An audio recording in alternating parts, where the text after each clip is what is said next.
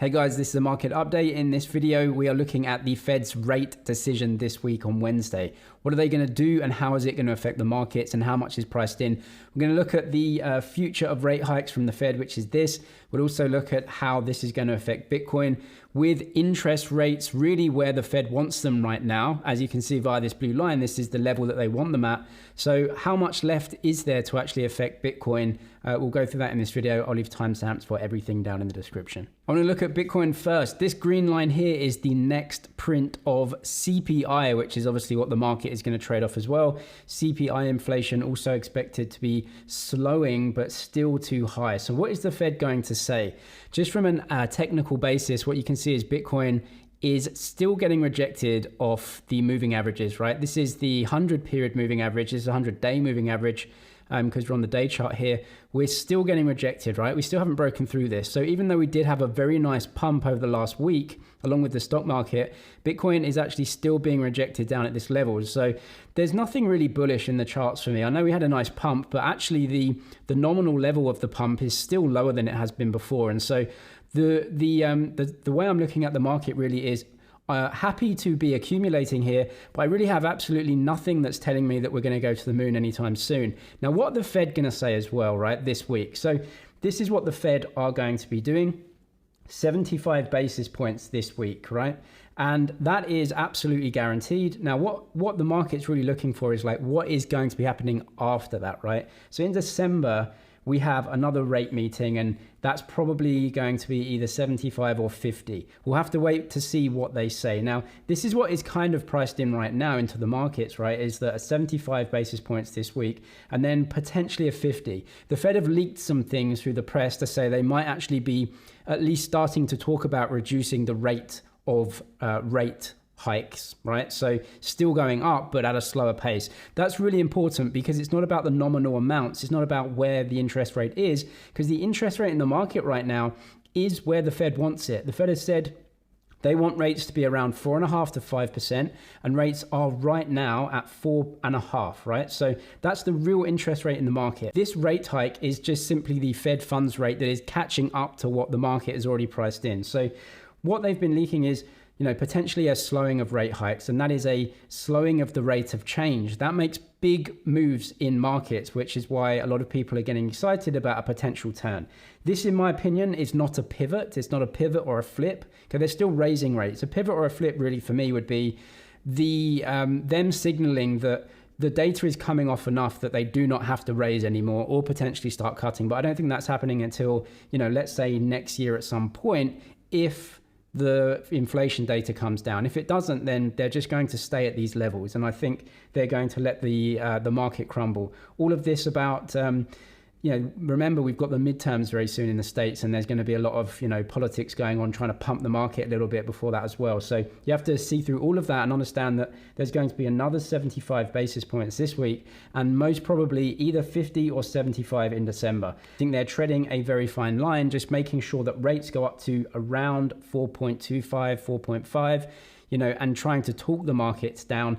And we'll see that data now, which shows that this is happening. Before we get into that, make sure to get your deposit bonus on Bybit. If you trade crypto, Bybit give a deposit bonus up to $4,000. Check the link in description. Just make a deposit and you can get that crypto trading bonus right there. If you trade in the spot market, they give free trading across all spot pairs right now. That is a short-term bonus, but that is a good bonus nonetheless. So here we have a lot of the different data that the Fed is going to be looking at. This right here is the ECI, which is the Employment Cost Index. And this is something that the Fed will look at very closely. Now, as you can see, it's still way too high, but it's just potentially starting to tick down. This is good news for what the Fed is looking for, and fairly good news for markets, right? So we want to see this tick down, but what we don't want to see is it crashing, because crashing is obviously terrible news for everyone in the economy. So we don't want to see that. So what we really want to see is just this slow tick down and not a crash. You can also see that the core PCE deflator, this is something else that the Fed looks at a lot. It just ticked up the last time the data came out. However, this happens, right? You're not going to get a straight line down. You're going to get these higher lows as long as the trend is down, right? As long as the rate of change is slowing. That's really what the Fed wants to see. We'll have to, again, look at a few more months of data or a few more weeks of data. But as you can see, even though it ticked up, it still is ticking down and making a lower high right now. And so for me, the data is starting to go in the right direction for the Fed at least. This is the housing data as well. It just shows a slowing, a very fast slowing.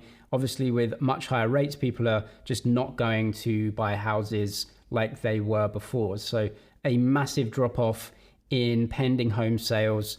The real estate market is obviously grinding to a halt, right? And so there's only so long that this can go on for again before the Fed have to either just say, look, that's going to spark a recession, or they try and potentially ease the market a little bit. But rates are going to be here for a while until they see really PCE data and CPI data having a few months of genuine downtrend where they can say it's coming to, you know, levels of like 5%, 4%, which is around their target interest rate. Remember, the interest rate goes up really just to meet inflation and then bring it back down. The interest rate should be coming back down, right? So if CPI starts to come down to 3.5, then the interest rate should also start to do that as well. Because remember, the Fed is massively in debt, or the US is in debt, Western economies are in debt, and so they need inflation to be running higher than interest rates to debase their debt, right? So if inflation does start coming down to like 5, 4.5,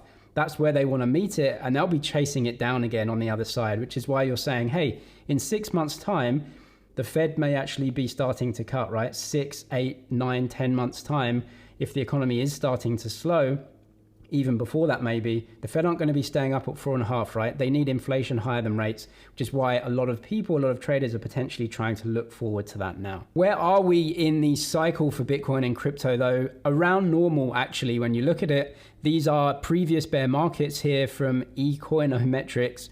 As you can see, we are around about the level that we are in most bear markets. So actually, you can see the blue and green here, which are previous bear markets. They bottomed around 400 and 365 days in, right? So about a year, right? And we are actually still fairly early in this bear market. They both bottomed at 84 and 85% though. We're only at minus 74 now. So, you know, looking at previous bear markets, we're actually still fairly early and fairly high in comparison to those. Now, each bear market is not the same. I think we have a lot more eyeballs on Bitcoin now and a lot more hodlers. You can see that via all the data. People are just hodling here, but that doesn't mean that the very small amount of Bitcoin that actually is being traded can be forced down to any level. So you can see this as well. Every time the Puell goes into this green zone has been an amazing buying opportunity. It doesn't go in there very often, but it does go in during the kind of worst parts of each drawdown from a high in bear market. We're in it again. We've bounced out of it, come in again. But if you're a long-term investor, these levels, right, have always been fantastic opportunities to buy. And so potentially that again, as you can see, we're right kind of in the mid stages, I would say, kind of mid to late stages of a bear, looking forward to the next 6 months, potentially coming out of that bear, also coming into 2023, which is moving into the speculation about the next Bitcoin halving, and moving into next year where you're looking at rate hikes to slow or stop. And so that's always positive. Remember, rate of change is positive. As for Bitcoin, with high interest rates, which they are now, and QT still in place, it just can't go to the moon. The market conditions aren't there. But this is a key level. Obviously, the rate hike meeting today and what they say, and then CPI is going to really tell us what's going to happen. If we see this coming off, it's very good news for markets, you know, and definitely for Bitcoin. We may even break through this resistance here and come up to this next resistance level if that CPI figure comes in lower than expected as well. So I think it is starting to slow and come off. So we might have some good news on the 12th of November. Make sure to get your deposit bonus on Bybit up to $4,000 in your futures trading account. Free spot trading right now as well. Just check the details via the link in the description. I'm James with MoneyZG. Cheers for watching, and I'll see you in the next one.